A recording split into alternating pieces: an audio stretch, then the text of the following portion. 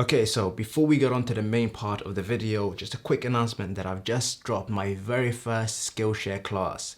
And in the class, I talk a bit about the tools and the strategies that I used in order to grow this amazing platform that I've got on YouTube. I remember when I started the channel in 2018, so 2 years ago, I literally had no idea what I was doing. It was literally me and a friend trying to think about how all of this works, and it was tough, I'm not gonna lie, but it was fun.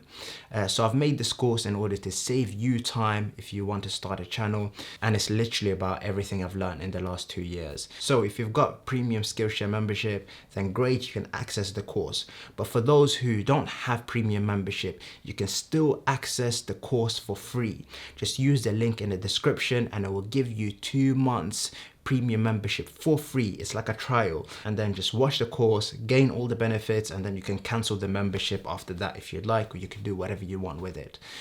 So yeah, use the link in the description. I hope you really find that class useful, and now let's get into the main video. Normally when we have a lot of things to do in a given day, we tend to focus only on how many productive tasks we've done, what we've checked off from our to-do lists. We feel happy about our completed tasks, but we forget about the fillers in between. And specifically, I'm talking about how attached we've become to social media and our phones. Personally, I haven't really given much thought into how often I'm using my phone and how much I'm going on social media.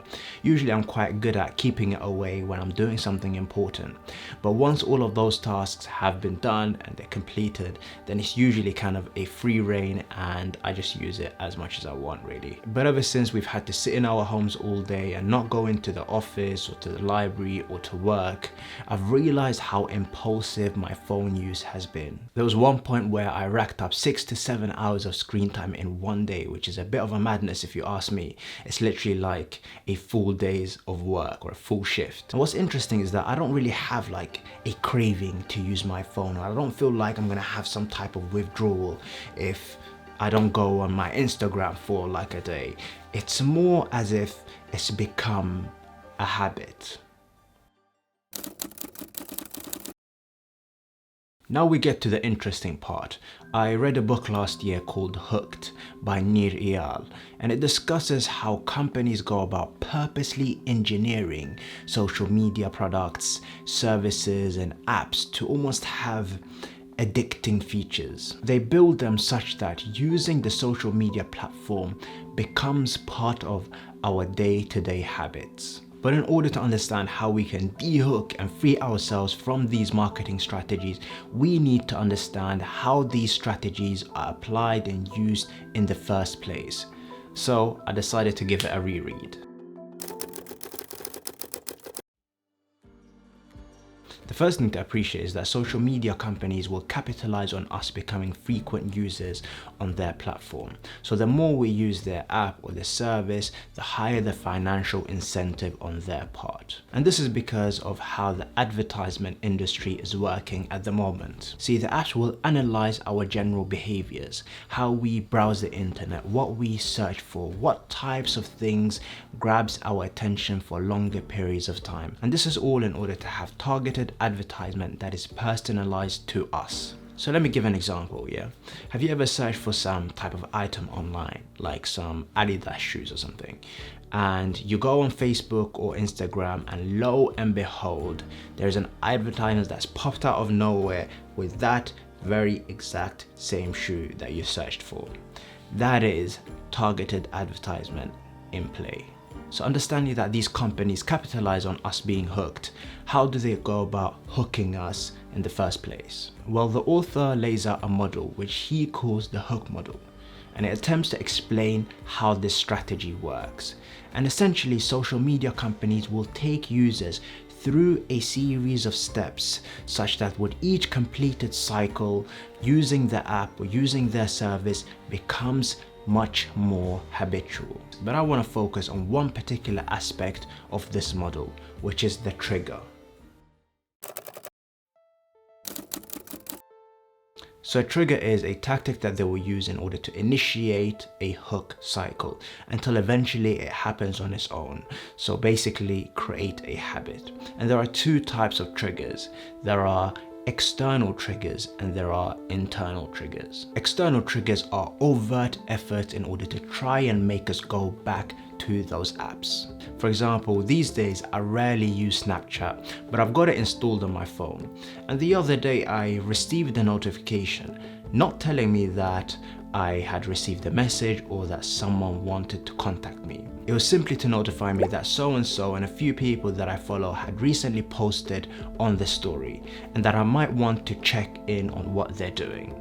And at first I kind of just ignored it. But then after a while it got me thinking about how weird that is. The algorithm had realized that I'm using the app less and that they're starting to lose me. So in order to bring me back, they're pushing notifications, literally trying to entice me to go back to old habits. And they're doing this knowing that the less and less you do something, the more you lose the habit.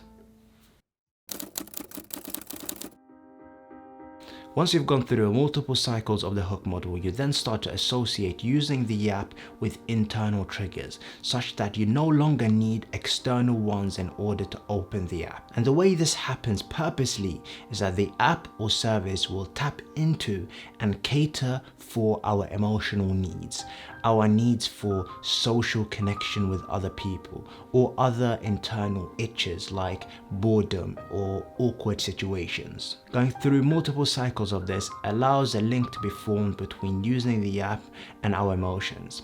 And this is why when, for example, we feel bored, our phone becomes the go-to. And once this has happened, essentially the hook is complete and going onto our phones becomes an automatic perpetual process. The other parts of the hook model are also really important. For example, the apps or services will get us to invest something somehow, like getting us to follow other people that we know and them following us back, by allowing us to post pictures or thoughts on Instagram or Twitter. This is why we find it difficult to let go of failing projects and ideas.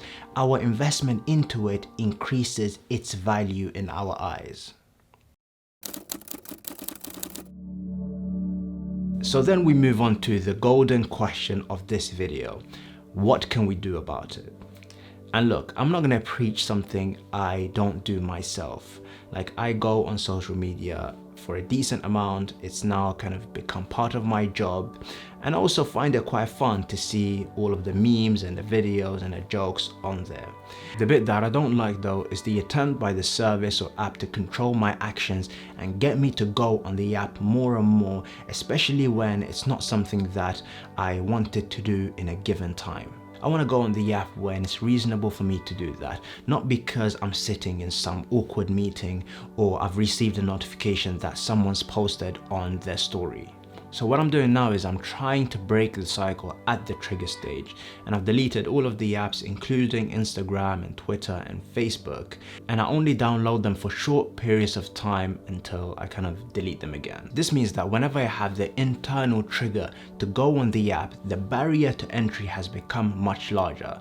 Like, it's actually a long thing to go on the app store and then download the app again and then put in your login details and get on the app, instead of, if it's on the homepage, then you can kind of just click on it and it opens up. So the other thing that I have for the apps that I still have installed on my homepage is that I've completely turned off push notifications. So I only see what's going on inside the app once I've opened it. This removes the external trigger aspect, so that when I'm losing the habit to open the app, it doesn't attempt to pull me back in. And I've done the same thing for the YouTube app. Even though I have the post notifications on, I don't actually have them on in terms of push notifications. I don't get notified every time someone posts a video. I only see it in my notifications once I've opened the app. But all in all, you know, this is a work in progress. I feel like it's a step in the right direction to taking back control and have some more intentionality and remove impulsivity essentially from our lives. Some big words there, but I hope you liked the video and I hope you found it useful. If you did, then make sure to subscribe. And also, as I mentioned before, make sure you check out the Skillshare course, which I've just dropped. You'll find the link in the description. And yeah, safe.